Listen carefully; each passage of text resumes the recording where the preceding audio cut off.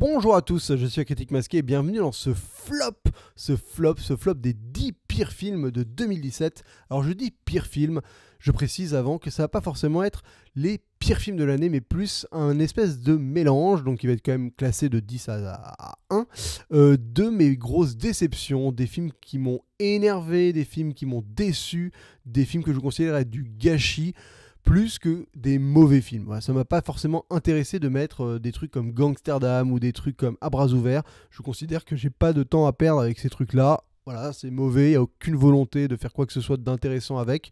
Donc je me suis plus concentré sur des films où j'ai vu quelque chose, une belle tentative, quelque chose que j'ai considéré raté, ou des choses où je voyais vraiment qu'il y avait moyen de faire mieux, donc du gâchis. Mais pas que de la grosse merde. Majoritairement, j'ai évité les comédies françaises. Voilà, écoutez, on va pas tergiverser plus que ça et on va commencer tout de suite par le numéro 10 et il va faire un peu polémique direct parce qu'en 10, je mets un film auquel j'avais mis la note de 4 masques sur 5, comme quoi le recul, il y a des fois où ça change radicalement la manière dont on pense d'un film. Ce film, c'est Blade Runner 2049 de Denis Villeneuve.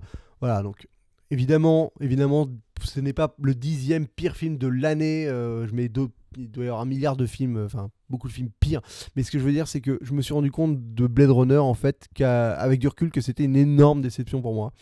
Je m'attendais à... Je sais pas à quoi je m'attendais. Je m'attendais déjà à un film magnifique, et certes, le film l'est, mais je m'attendais à un film qui me travaille beaucoup plus longtemps après le visionnage que ce qu'il ne m'a travaillé. C'est un film qui pour moi n'arrive pas à raconter fondamentalement grand chose sur la longueur. C'est-à-dire que j'ai vu le film, j'ai chopé les thèmes qu'il avait à me vendre, à me vendre, c'est horrible de dire ça, mais les thèmes qu'il avait à me proposer, voilà, c'était intéressant, mais j'ai l'impression que tout avait déjà été dit et dit de manière souvent plus intéressante et plus en profondeur dans d'autres films sortis avant. Donc voilà, pour moi, le thème principal, enfin le thème le plus intéressant, pas principal, c'est le thème de la relation. Pour moi, c'était la relation entre Ryan Gosling et sa petite copine, Anna de Armas.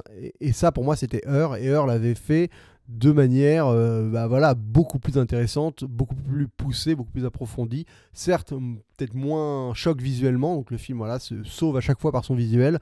Mais dans les thématiques explorées, j'ai trouvé à chaque fois que ça n'allait pas au-delà d'un petit postulat de base, en plus d'avoir des vrais défauts qui, pour moi, à y repenser, me gâche vraiment le film. Le fait, ce méchant Jared Leto qui est nul, mais qui est caricatural, qui est abominable, j'ai trouvé, avec du recul, ça me donne des frissons rien que d'y penser, tellement il était malaisant, quoi. Cette méchante qui est super primaire, alors j'ai bien aimé ce que Reg a dit en disant que c'était un peu la caricature, que c'était le symbolisme de la working girl, un peu la meuf qui se dévoue à corps et âme pour son boulot. C'est intéressant, c'est une lecture intéressante, mais j'avoue que j'arrive pas à en garder quoi que ce soit de passionnant sur ce personnage non plus. Je trouvais le retour d'Harrison Ford raté, enfin pas intéressant, pas exploité, un côté taciturne. Et même le fait de ne pas révéler si cette fameuse réponse, est-ce qu'il est un répliquant ou pas, de beauté totalement en touche. Pour moi, c'est finalement cet aveu d'échec qui classe ce film dans Stop. C'est le fait de faire un film qui est la suite d'un mythe et de pas vouloir froisser le mythe, de pas vouloir le toucher, l'explorer, de vraiment rester en retrait par rapport à ce mythe et de ne rien proposer de plus, de nouveau, de ne pas vouloir construire dessus, quoi. Vraiment de se calquer à côté, de faire un film un peu miroir. Et en fait, le manque de prise de risque vis-à-vis du premier fait que je le place dans le top. Voilà. Alors vous comprendrez, c'est pas un film où je me suis pas levé, j'ai pas quitté la salle, j'ai pas du tout été scandalisé par le fait que le film est bon ou pas, mais j'ai passé un bon moment en salle. Je lui ai mis 4 masses et que je suis sorti un C, dans l'appréciation positive, mais avec le recul, j'en retiens vraiment pas grand chose et je trouve ça vraiment dommageable, en plus d'avoir des vraies scènes qui posent problème, tout le rapport avec Robin Wright, qu'il se fasse tuer dans son commissariat, c'est des petits détails qui m'ont un peu énervé. Donc voilà, c'était pour commencer mon top de manière un peu marquante, un peu poil à gratter. Je voulais pas commencer par juste une grosse merde, je voulais commencer par un bon film que avec du recul, que j'avais jugé bon. Ma critique, vous pouvez l'écouter, je le juge vraiment de manière positive. Et avec du recul, écoutez, j'en retiens tellement pas grand chose que je suis obligé de dire que non. Voilà, que non, finalement, je le mets 10e du flop 2017. Numéro 9, c'est un autre film que je considère pas du tout être un mauvais film. Enfin, si, en fait, je considère être un mauvais film, mais en fait, c'est compliqué d'en parler. Le numéro 9, c'est Moonlight. Il a quand même gagné l'Oscar du meilleur film 2017, enfin 2016. C'est un peu toujours bizarre les années, parce que c'est l'année d'avant qui a recommencé l'année d'après. Bref, devant La La Land, Moonlight, qui est un film que je trouve assez mauvais, je dois l'avouer, en fait, qui est un film très difficile à attaquer de par son sujet. Et en fait, je mets ce film dans ce top, et le prochain sera un peu lié, dans ce flop, pardon, parce que pour moi, il y a vraiment une... faut faire la différence entre un sujet inattaquable, qui est intéressant, et un film dont le sujet fait partie du film, mais c'est pas il n'y a pas que ça, quoi. Et Moonlight, c'est un film où le sujet, oui, le sujet, c'est hyper important qu'il soit représenté. Voilà, parler de l'homosexualité dans les ghettos noirs américains, c'est un sujet quasiment jamais vu au cinéma. La manière dont il est traité de manière intimiste et tout, c'est important qu'il y ait des films comme ça. Mais je trouve le traitement du film, mais vraiment pas bon. Voilà, je trouve que c'est un film hyper manichéen, hyper primaire en fait. Enfin, c'est un film qui a pas du tout de subtilité. Enfin, à mon avis, hein, c'est difficile d'attaquer parce que je sais que beaucoup de gens l'aiment et l'ont trouvé extraordinaire. C'est un beau film visuellement, il y a des moments intéressants. J'adhère pas forcément à la mise en scène en plus en entier avec cette caméra épaule très. Voilà, on suit en espèce, on essaie de nous forger une immersion comme ça par la mise en scène que j'adhère pas toujours. Je trouve ça un peu facile par moment.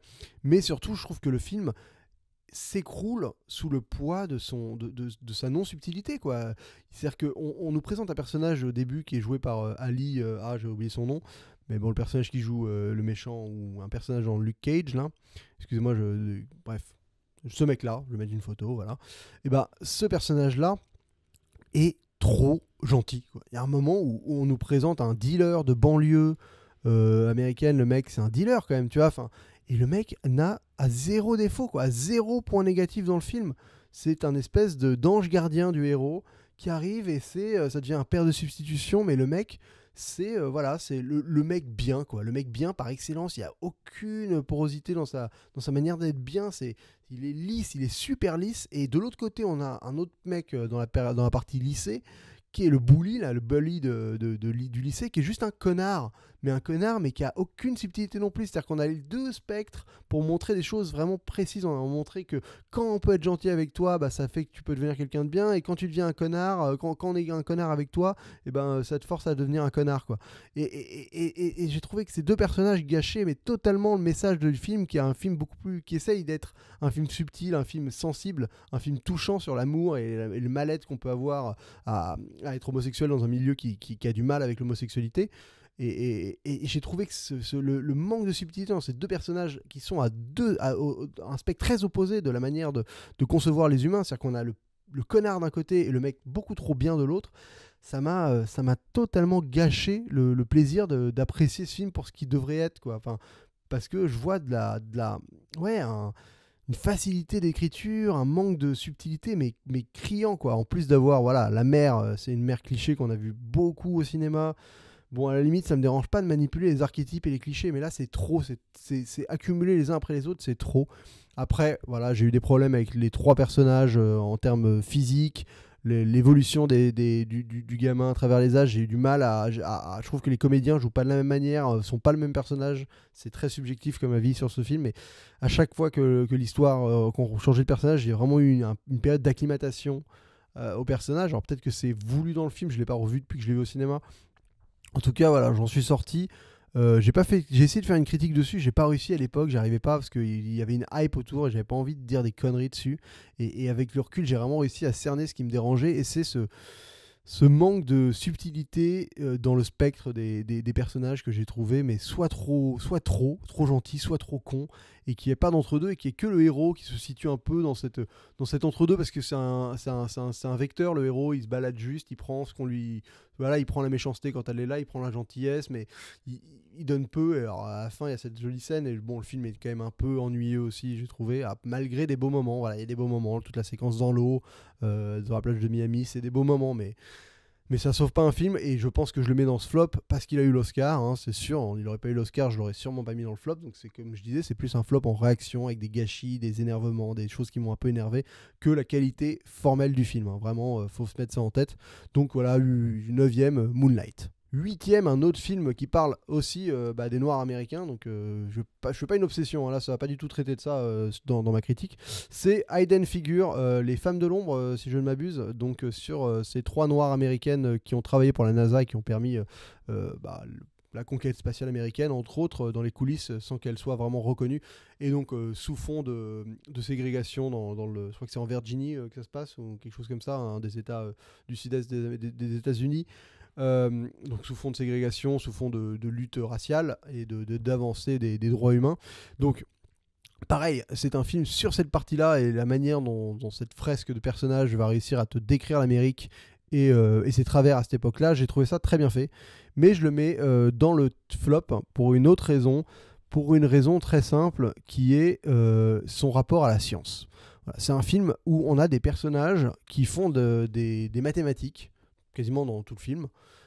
Et donc, il y a des exploits mathématiques dans le film et on manipule des personnages qui d'un coup vont te faire des calculs super vite et les calculs vont être bons ou mauvais. Et je n'y ai jamais cru. Voilà. Enfin, c'est un détail qui plombe pour moi tout le film. C'est-à-dire que tout le propos du film, le propos féministe, le propos racial est hyper intéressant et plutôt bien amené, je dois avouer. Mais le fait de voir des gens se battre avec des chiffres, hein, tout le film sans que j'y croive, mais une seconde, c'est-à-dire que je n'ai jamais cru au fait que la meuf, quand elle faisait son addition, son équation, elle y croyait, elle savait ce qu'elle était en train de faire. Je n'y croyais pas du tout, du tout, du tout. Et alors Kevin Costner, mais pareil. Enfin, ces espèces de dialogues sur des chiffres, sur des notions scientifiques, j'ai trouvé ça, mais enfin, j'ai trouvé que la vulgarisation était très mal faite. J'ai vraiment voilà, le cliché du personnage qui va dire des trucs compliqués sans savoir. Mais l'important, c'est pas qu'on comprenne ce qu'ils disent, c'est qu'on ait l'impression qu'ils disent un truc compliqué. Ouais. Enfin, c'est vraiment ça. Et ça, c'est une marotte de scénariste américain qui dit que l'important, c'est pas que le spectateur comprenne ce que le personnage dit, mais que le spectateur comprenne que le personnage est plus intelligent que lui, est en train de dire un truc que quoi qu'il arrive, il comprendra pas. Mais faut qu'on sorte de la séquence en se disant putain, mais elle est trop intelligente là, ce qu'elle a dit, c'est un truc vraiment intelligent, j'ai pas compris, mais je suis sûr qu'elle a dit un truc de ouf, quoi. Et ça m'a énervé. Voilà, parce que tu fais un film là-dessus, alors oui, c'est compliqué de vulgariser les maths et de rendre ça digeste, mais là j'ai pas du tout réussi à y croire, j'ai pas réussi à comprendre ce qu'on m'expliquait, j'ai pas réussi à y croire, à croire aux acteurs qui le faisaient, et ça fait que le film s'effondre aussi, enfin voilà, ça fait partie d'une des manières que le film tient pas debout, en plus d'être au final bon, d'un mielleux et d'un mièvre d'une niaiserie, pas d'une niaiserie, mais d'un pathos, quoi. Le film est hyper pathos, mais pourquoi pas? C'est-à-dire que si tu te laisses embarquer, c'est le genre de film que tu peux adorer, je pense. Mais moi, tout ce rapport aux maths et à la science et à la manière dont c'était présenté dans le film m'a totalement laissé en retrait, donc j'ai juste assisté à un spectacle pathos et je trouvais ça hyper dommageable pour le film. C'est peut-être sévère de le mettre huitième, hein, comme je vous dis, il y a des films bien pires, mais c'est vraiment des films que j'ai trouvé ratés, avec vraiment des points noirs à des endroits, qui fait que je considère que ce film ouais, mérite sa place dans ce flop. Voilà, c'est très subjectif un flop, hein, mais en tout cas Hidden Figures, je me sens obligé de le mettre. Voilà, bah écoutez, les huitièmes, hein, c'est pas si pire. On va passer au septième. Ah, le septième, alors lui, il va lui apprendre pour son grade. Resident Evil. J'ai une critique dessus que j'ai faite cette année. Horriblissime ce film. Une horreur, une horreur. Le pire montage du siècle, je pense. Je pense qu'on peut le dire aisément que c'est le pire montage du siècle. C'est vraiment horrible. Horrible, c'est épileptique. Ça gâche toutes les scènes d'action qui pourraient être bien, parce que les idées, c'est-à-dire que si tu filmes tout en mode limite de haut, tu sais, genre tu regardes, genre si t'étais là et que tu regardais juste ce qui se passait, je pense que ce serait génial, mais la manière dont c'est monté fait que ça gâche tout ce qui peut s'y passer. Le film est d'une bêtise absolue, alors je l'ai pas revu, mais je ne vais jamais m'infliger ça là, de nouveau, mais en tout cas le film est d'une bêtise abominable avec des incohérences dans tous les sens. La mythologie de cette saga ne veut plus rien dire. Les gens sont morts, ressuscités, mais des trousaines de fois. Ça n'a mais ni queue ni tête. Et c'est un supplice. C'est un supplice d'aller au cinéma pour voir ça. J'étais à deux doigts de vomir. Visuellement, c'est affreux. Et intellectuellement, c'est mes bas du front comme pas permis, quoi. Donc franchement, ce film mérite amplement sa 7ème place dans ce flop 2017 parce que... c'est vraiment mais une horreur, quoi, une infamie. Et de toute façon, ce réalisateur n'est plus que l'ombre de quelqu'un qui n'a jamais été, parce qu'il n'a jamais été très très bon, hein. Faut dire ce qui est. Alors voilà, c'est presque un homonyme d'un bon réalisateur, là, Anderson. Mais lui, il est très très très mauvais.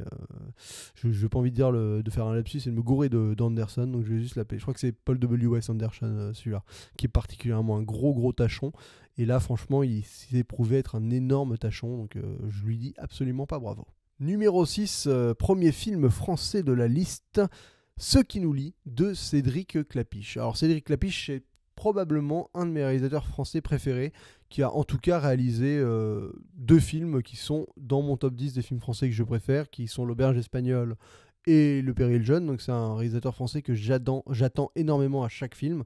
Je trouve qu'il a une manière de dépeindre le groupe, sa manière de filmer le groupe, de faire interagir les gens d'un groupe, les dialogues, le rythme qu'il donne aux scènes de groupe, c'est du génie pour moi. Franchement, c'est plus vivant que la vie.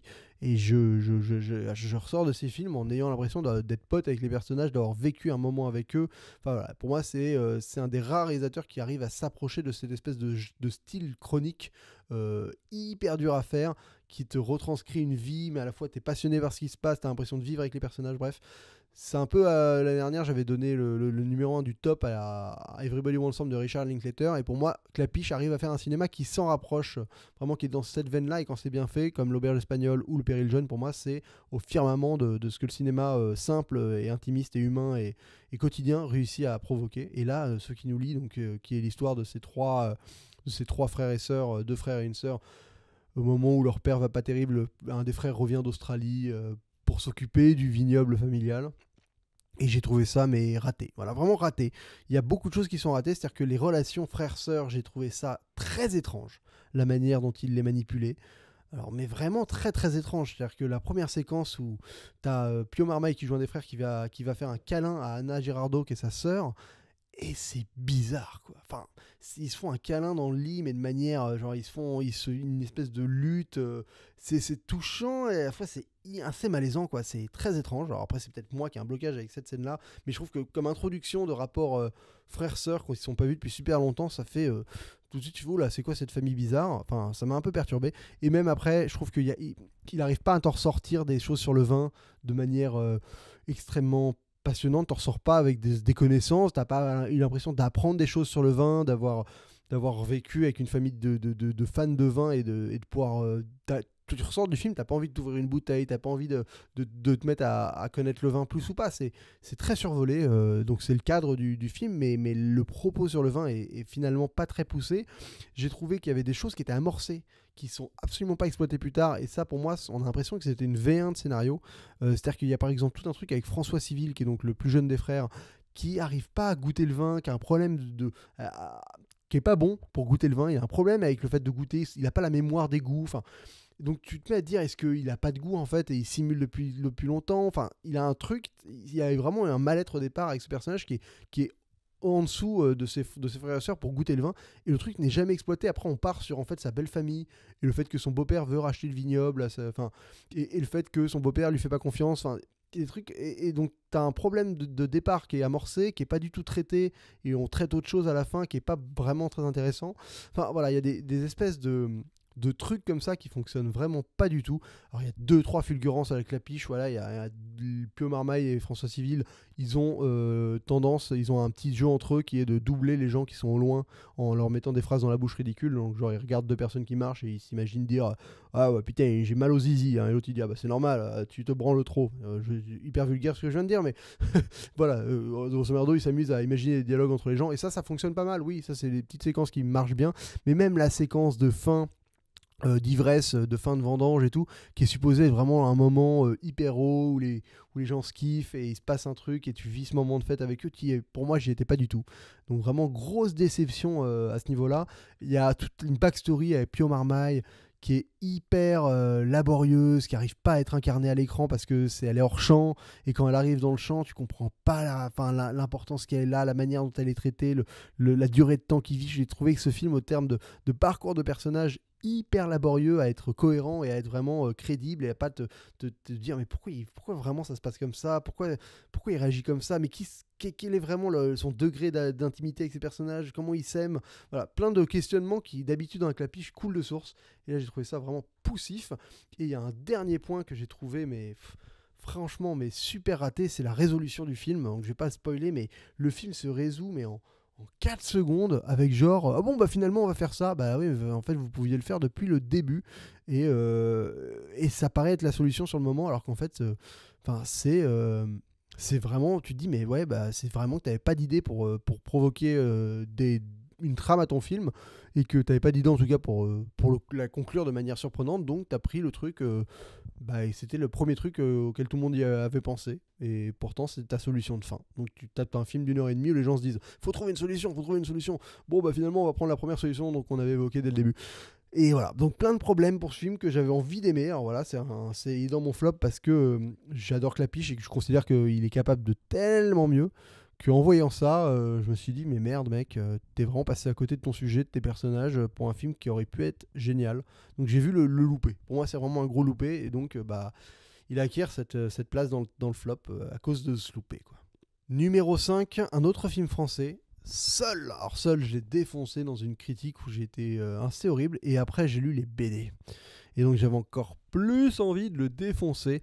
Non, voilà, Seul, c'est le film typique qui se fait avoir par sa volonté de créer une atmosphère et d'être un beau film. C'est-à-dire que oui, le film est très beau, le film développe une espèce d'atmosphère pseudo-horrifique, épouvante, pour pas très poussé non plus, faut l'avouer, mais le film ne raconte rien. Le film n'arrive pas du tout à créer une mythologie. Le film a des personnages vides, pas intéressants, alors que le film part d'un matériel de base hyper surprenant. C'est-à-dire que je m'attendais pas du tout à tomber sur la BD Seul après avoir vu le film. Le film a eu ce mérite de me donner envie de lire la BD, parce que je me suis dit quand même, tout le monde en parle en disant que c'est vachement bien la BD, mais quand je vois le film, j'arrive pas à comprendre. Et en fait, quand tu lis la BD, oui, c'est une BD qui est déjà, qui est vraiment un film, une série de livres d'aventure pour enfants, quoi, avec des personnages plus jeunes que dans le film. Il se passe des choses hyper dures. Il leur arrive des choses vraiment, vraiment violentes et pas évidentes. Et même les scènes d'action dans la BD sont mieux faites que dans le film. Le film n'arrive pas à décoller, quoi. Il n'y a rien qui décolle. Il travestit les personnages, travestit pas dans le sens... juste, il leur fait être ce qu'ils ne sont pas dans la BD pour les rendre hyper simplistes. Donc tu as par exemple le fameux personnage du méchant dans le film. Je vais vite fait spoiler, mais c'est vraiment pas un spoil important, mais qui a rien à voir dans la BD. C'est un personnage beaucoup plus ambigu, c'est un personnage auquel tu t'attaches aussi autant que tu ne l'aimes pas, enfin, qui est un chef de clan. Enfin, il y a vraiment quelque chose de...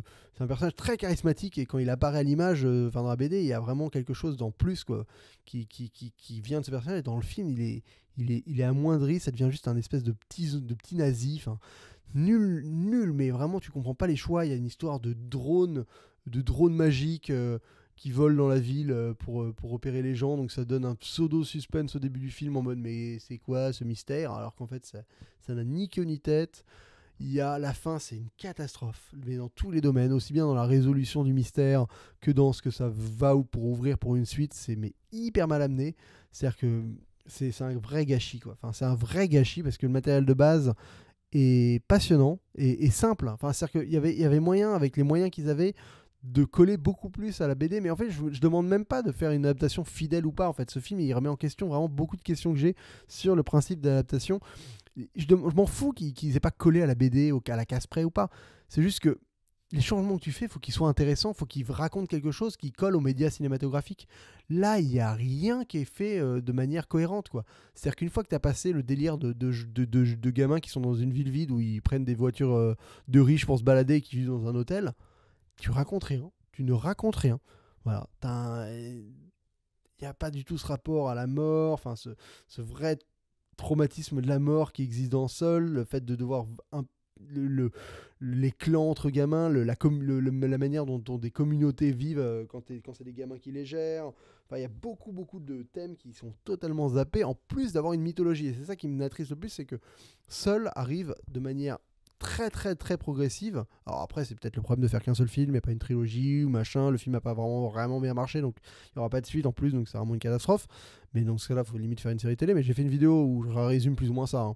Mais le problème, voilà, c'est que la BD arrive à créer une mythologie vraiment au fur et à mesure où t'es happé parce que t'as envie de creuser cet univers, même pas le mystère en fait, c'est l'univers que tu vas creuser. Et dans le film, t'as pas d'univers, t'as juste un mystère. Et une fois que le mystère, C'est-à-dire que passer le mystère, il n'arrive pas à te présenter autre chose, quoi. Il n'arrive pas à te présenter cette mythologie. Et c'est un énorme gâchis parce qu'il y avait les moyens de faire mieux.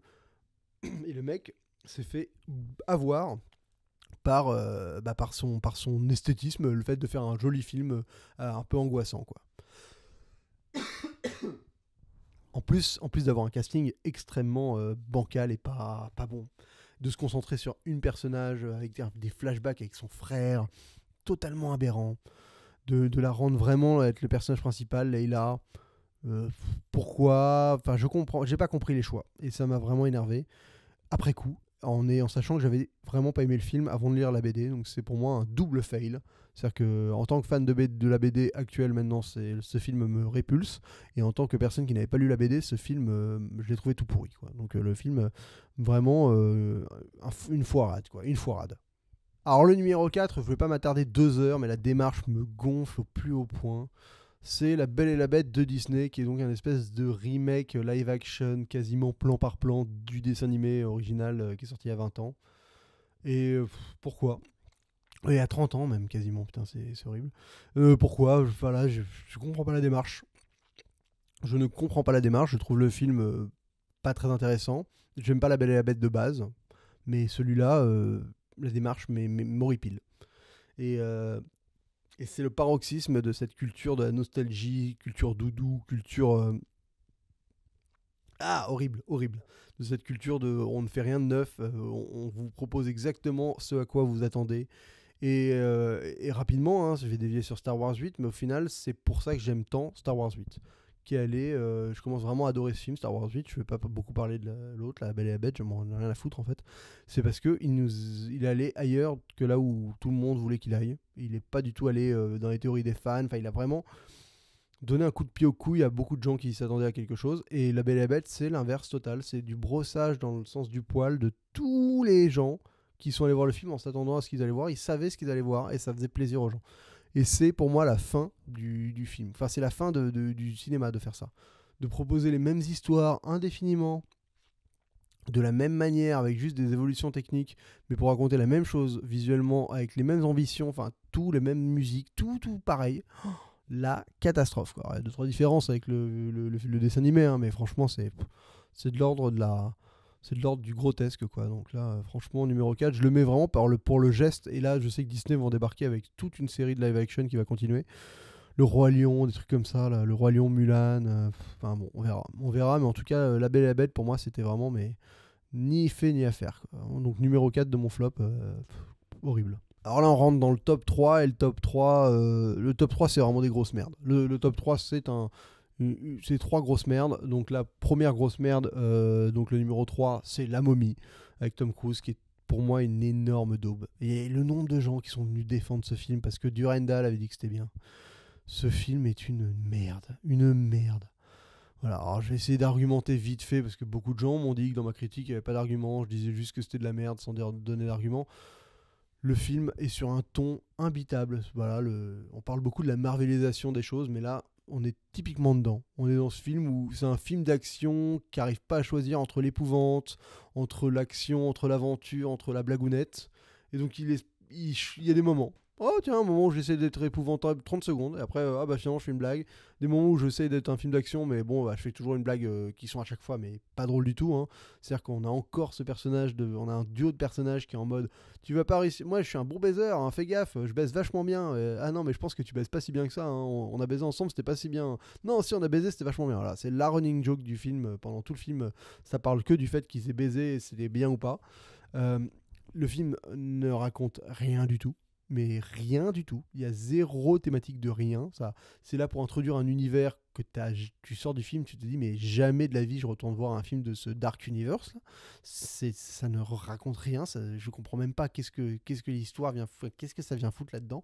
La narration, c'est grotesque avec cette voix off de Russell Crowe au début. Après tu te retrouves avec Tom Cruise. Après tu retrouves Russell Crowe plus tard.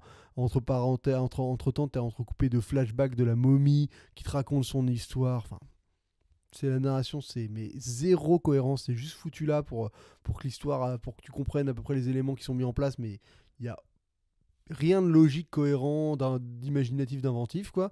Les scènes d'action, c'est de l'oubliabilité totale. C'est-à-dire que Alors là, il y a un moment et il y a un mec qui, je crois, qui tape un squelette à travers un autre squelette en transperçant le squelette, des trucs comme ça, mais ça, c'est zéro idée. Enfin, tu vois, Tom Cruise, il a tellement fait plus intéressant. Là, tu sens que c'est le strict minimum. Tom Cruise, Russell Crowe, il est, mais le mec cachetonne, il en a rien à battre d'être là, quoi, en Dr. Jekyll. Le film a des incohérences dans tous les sens. Enfin, tu comprends pas ce que le film est supposé raconter, quoi. C'est vraiment, mais de l'ordre du néant. En fait, c'est ce que j'ai trouvé horrible, c'est que c'est un film vide. Enfin, tu le vois, il se passe des choses à l'écran et il n'y a rien qui t'intéresse, quoi. Moi, il n'y a rien qui m'a intéressé dans ce film. Les personnages, j'en avais rien à faire. Les situations m'ont pas intéressé. Le seul truc que je chauffe, c'est à peu près le design de la momie et la fille qui l'interprète, qui est plutôt charismatique, Boutella, là. Mais sinon, il n'y a rien dans ce film qui t'accroche, qui te dit ah, ça vaut le coup, c'est vraiment un blockbuster qui vaut la peine, quoi. C'est de l'ordre du néant absolu, quoi. Donc j'arrive même pas à le critiquer parce que c'est tellement vide que c'est pas genre un truc mal fait, tu vois, c'est pas genre un truc horrible, un nanar ou non, c'est juste le néant. C'est-à-dire qu'il n'y a même pas de critique à faire en mode ça c'est pas bien, ça c'est nul ou ça marche pas. C'est juste encéphalogramme plat, quoi. C'est un film qui ne raconte rien, qui n'a aucune ambition et qui est là pour essayer de surfer sur à la fois la vague des Cinematic Universe qui est pas vraiment cohérent, enfin qui est un truc qui raconte rien en soi, et à la fois d'essayer d'instaurer une licence, d'utiliser une licence qui existe déjà, enfin tout ça en foutant Tom Cruise. Il y a une séquence qui est la money shot du film, qui est le truc en apesanteur dans l'avion. Le reste c'est nul à chier. Et cette comédienne, je suis désolé, mais elle est nulle aussi, la blonde là qui joue avec Tom Cruise. Enfin, la scène, pareil, voilà, symptomatiquement du fait que ce film n'a pas d'idée, il raconte rien. C'est cette séquence où il voit son pote dans le miroir dans les toilettes là. C'est une séquence où t'as Tom Cruise qui a des apparitions avec un miroir. T'as quand même des éléments où tu peux te dire putain, il y a de la mise en scène à faire. Genre, t'as un miroir, une apparition, est-ce que l'apparition. Enfin, il y a plein de trucs à jouer, quoi. En termes de mise en scène, tu peux dire il y a plein d'idées à voir. La scène, c'est genre un champ contre champ avec lui face au miroir. Mais basta, quoi. Il n'y a rien, il n'y a pas une idée visuelle, il n'y a rien pour te faire ressentir l'état d'esprit de Tom Cruise, l'apparition de son pote mort. Enfin, t'as aucune idée qui te fait comprendre ce qui se passe de manière vraiment intéressante. Voilà, donc c'est grotesque. Un film oubliable, oublié, qui j'espère ne développera pas ce Cinematic Universe qui, d'office, me paraît totalement foireux, quoi. Enfin, totalement foireux, quoi. Putain. Alors, numéro 2, putain, celui-là, il y avait des gens aussi bien motivés pour le défendre. Power Rangers, quoi. Ah là là, la déception. La catastrophe, ce film.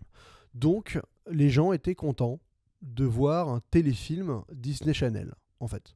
C'est-à-dire que on fait un film Power Rangers à 110 millions de patates et les gens sont contents de voir 5 ados qui sont pas très bien dans leur peau, mais qui sont tous différents et qui finissent par apprendre à se connaître parce qu'ils ont un truc à faire ensemble. Et donc à la fin, ils deviennent potes. Voilà. Ils règlent aucun problème perso en plus. Hein. C'est juste genre ils deviennent potes autour d'un feu de camp, quoi. Et donc un téléfilm Disney Channel, quoi. Enfin, on parle même pas de la partie Power Rangers, hein, parce que c'est 15 minutes à la fin du film, jeté comme ça pour les fans, quoi.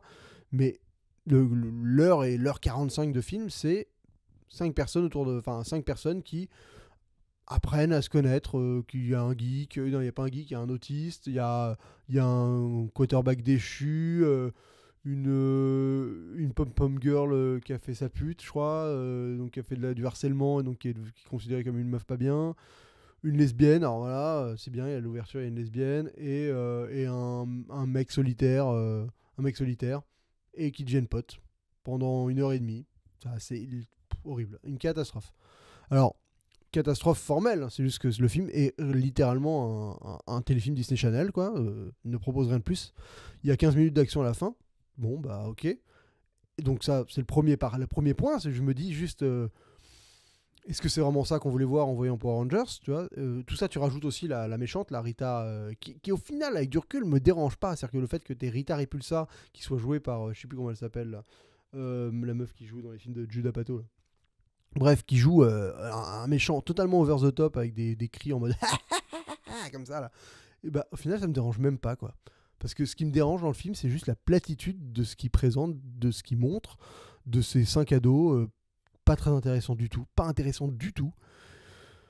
et tu te tapes 1 heure et demie sur un faux Breakfast Club pas du tout actuel. mais nul quoi. Alors tu vois, j'ai vu Jumanji il y a pas longtemps, mais même Jumanji, au moins voilà, ça raconte déjà plus sur ce problème qu'il y a de Breakfast, enfin, sur ce rapport avec Breakfast Club, le rapport de des gens qui font partie de castes différentes, qui ne devraient pas être potes, mais qui finissent par être potes parce qu'ils vivent des aventures ensemble, et qu'en fait, il faut briser les barrières de qu'on se met tout seul, du fait d'être enclavé dans des cliques à l'école, tout ça. Mais Power Rangers, c'est nul, ça raconte rien, il y a des facilités de scénario dans tous les sens. Et maintenant, on va parler juste de l'action, du fait que c'est quand même un film Power Rangers. À un moment, faut un tout petit peu qu'il y ait des Power Rangers, quoi. Et donc, il y a 15 minutes de Power Rangers à la fin, avec une séquence où ils sortent de l'eau, ok, une séquence où ils se battent 2 secondes contre des cailloux, et une séquence où ils se transforment en Megazord pour se battre dans une petite ville contre Goltar, là, le gros truc d'or. Et c'est horrible. C'est horrible. C'est-à-dire que visuellement, c'est tout naze. Il n'y a rien qui est retenable. Le moment où le Megazord se transforme, il se fait hors champ. Des trucs comme ça. Même, alors ça, pour le coup, Durandal, je trouve qu'il a fait une très bonne critique dessus. Voilà, il t'explique par exemple, enfin, je trouve qu'il a des arguments vraiment intéressants. Les costumes, ils veulent rien dire, ils représentent même pas les animaux. La transformation du Megazord, il y a le jouet qui est sorti. Le jouet pour l'assembler, c'est genre un bordel. Genre, tu sens que les trucs sont pas du tout faits pour s'enclencher ensemble. Et c'est pour ça que d'ailleurs que la transformation se fait hors champ, parce qu'elle est dégueulasse, quoi. Enfin, c'est pas possible, c'est tellement mal foutu, quoi. Donc voilà, avec une pub, un placement de produit pour Dunkin' Donuts, tout le film, enfin. Non mais un scandale quoi, un scandale. Et qu'est-ce qu'il y a des gens qui ont été hardcore là-dessus, hein, putain. Là, dans les commentaires, je peux te dire, il y en a beaucoup, ils disaient mais putain, c'est un film trop cool, franchement, ah là là, t'es trop un rageux. Ben ouais, mais mec, moi j'ai plus d'ambition que ça. Enfin, quand je vais voir un film à 110 millions de patates sur Power Rangers, je veux un vrai truc.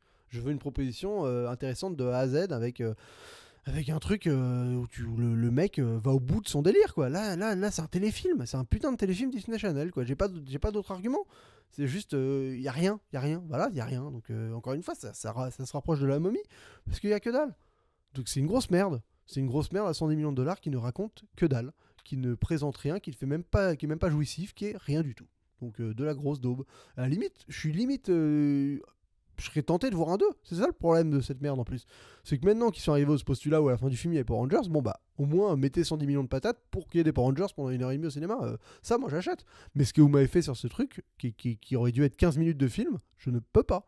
C'est-à-dire que votre heure et demie, ça devrait être résumé en 20 minutes. Et c'est 1h30 interminable d'un téléfilm Disney Channel. Horrible. Et le number one des pires films de l'année 2017...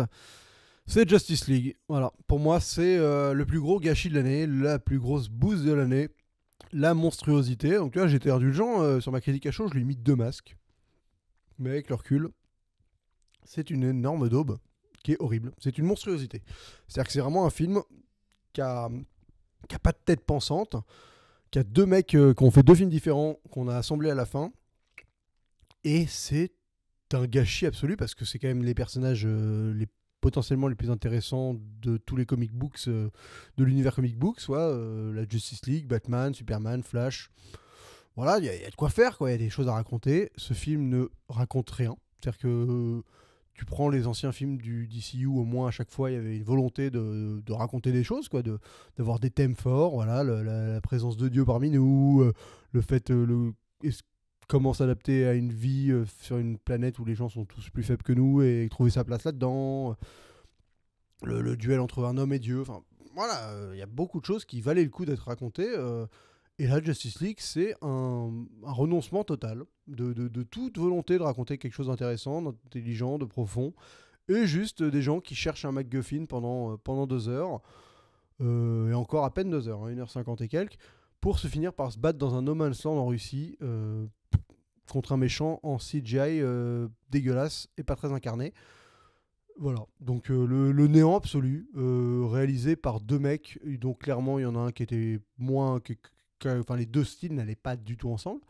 C'est-à-dire que tu passes de Josh Whedon à Zack Snyder, c'est comme de passer de Ingmar Bergman à Tarantino par moment, et encore ce serait limite plus compatible. Non mais ça n'a rien à foutre ensemble en fait. Enfin voilà, y a un moment où une fois qu'on a appris qui avait réalisé quoi, machin, tu te rends compte que oui, les 2 films n'ont rien à voir l'un avec l'autre. Et malheureusement, je fais partie de la team Zack Snyder sur le fait qu'au moins le mec...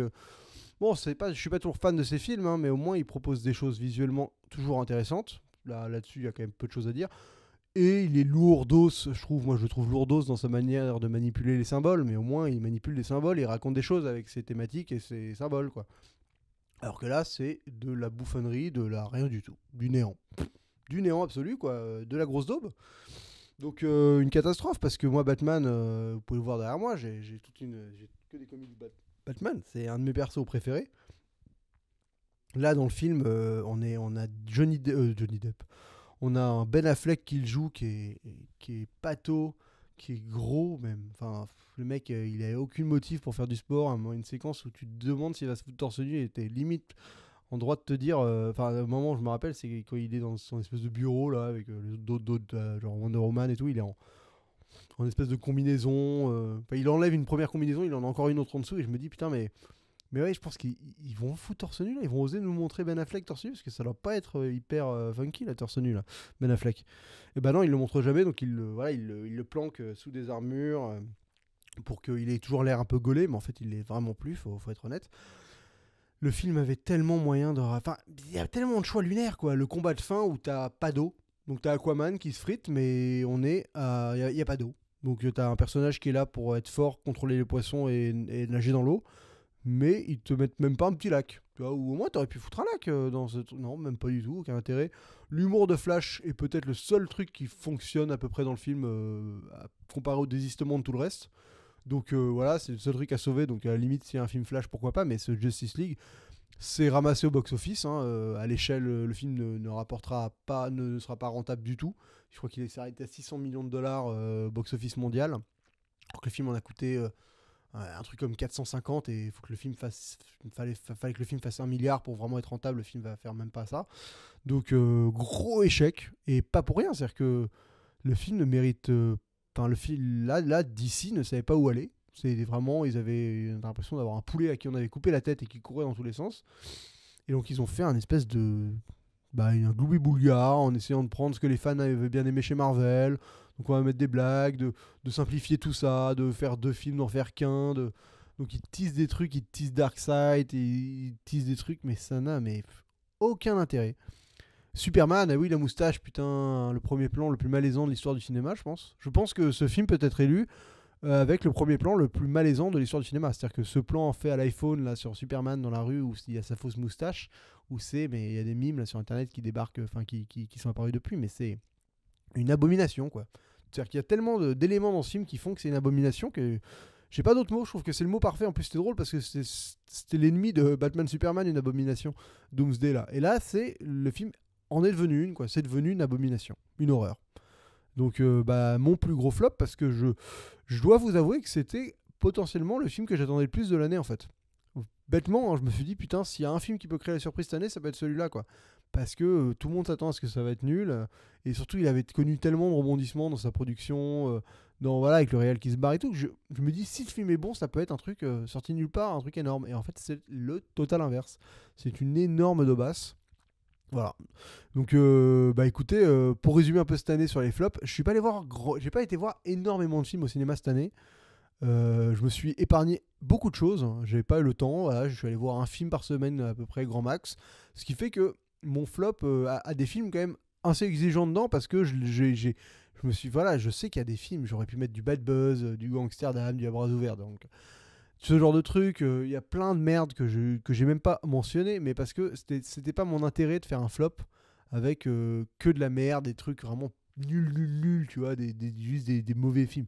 Je voulais, bon, au final, pour moi, les 2 plus mauvais en termes de films qui sont inutiles, qui sont comme ceux-là, sont le 2 et le 3, qui sont La Momie pour Rangers. Mais le reste, c'est des films où à chaque fois, j'y vois une vraie déception, quoi. Un vrai gâchis, un vrai ratage, quelque chose qui fait que on n'est pas face à un film ouvertement minable et merdique, mais que c'est un film qui est raté. Voilà. C'est ma manière de faire ce flop. Vous pouvez adhérer ou pas, n'hésitez pas à me donner dans vos commentaires vos flop 10. Voilà, c'est un peu stérile de faire un flop parce que c'est quand même juger les films négativement. Ouais, très très peu de films français d'auteur cette année, je suis quasiment pas allé en voir. Les 2 films que j'ai dans le flop français, c'est un film de genre, et malheureusement, il y a un film de genre français, j'aurais bien aimé qu'il ne soit pas dans le flop, et un film de Clapiche. Mais écoutez, j'ai un Disney, j'ai un peu de tout, mais c'était pour montrer un peu mon truc. Voilà. Je pense que ce qui va faire polémique, j'imagine que c'est Moonlight et Hidden Figure que je défonce coup sur coup. Mais c'est vraiment personnel et subjectif. C'est pour c'est un peu du pinaillage, hein. Je suis conscient que sur Hidden Figure, je suis très très proche du pinaillage sur les femmes de l'ombre. Mais à la fois, quand c'est dérangeant comme ça, c'est dérangeant comme ça, quoi. Après, voilà. Parce que le film est un peu classique aussi, donc il sauve pas cette carence-là par le reste, quoi.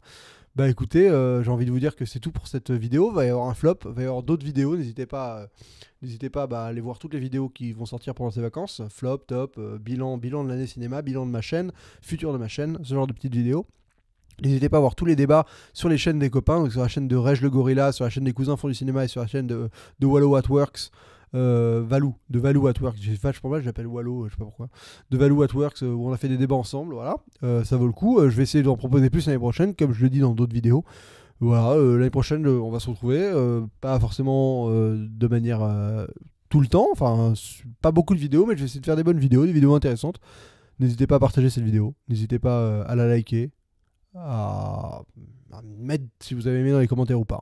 Voilà, je pense qu'on est arrivé au bout de ce flop. C'était une longue vidéo, mais ça valait le coup de la faire. Et écoutez, on se retrouve très vite pour une prochaine. Et d'ici là, bonne toile!